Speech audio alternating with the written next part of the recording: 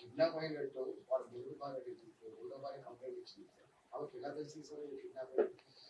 ఆమె వాళ్ళు అక్కడ అపార్ట్మెంట్ దగ్గర వెరిఫై చేసినప్పుడు ఎవరో బలవంతంగా తీసుకెళ్తున్నారు అనేది, అంటే తీసుకెళ్ళేటప్పుడు కూడా మనకు ఒక వాయిస్ రికార్డ్ ఉంది.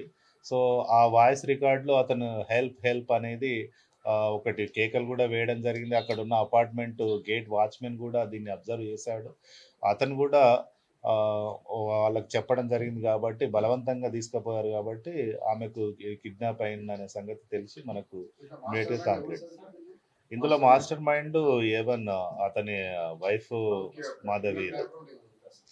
క్రిమినల్ బ్యాక్గ్రౌండ్ ఏమీ లేదు. ప్రీవియస్ ఈ మధ్యలో మనకు తెలిసింది ఏంటంటే ఈ మధ్యలో ఇతను ఒక ప్రాపర్టీని దాదాపు 20 crores అమ్మడం వల్ల ఆ అమౌంట్ మొత్తం కూడా ఏం చేస్తున్నాడు, మొత్తం పాడు చేస్తున్నాడు.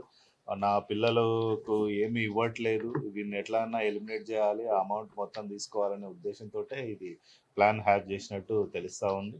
అందులో ఈ A2 ఎవరైతే ఉన్నారో దుర్గా వినయ్, ఇతను అక్యూజ్డ్కి అండ్ విక్టిమ్కి ఇద్దరికి కూడా వాళ్ళ దగ్గర సబ్వే అండ్ రెస్టారెంట్లో పనిచేసినప్పుడు అతను మేనేజర్గా ఉన్నాడు కాబట్టి వాళ్ళ దగ్గర చాలా సన్నిహిత్యం ఉండి ఆమె యొక్క ప్రాబ్లమ్స్ అన్నీ కూడా అతనికి షేర్ చేయడం జరిగింది.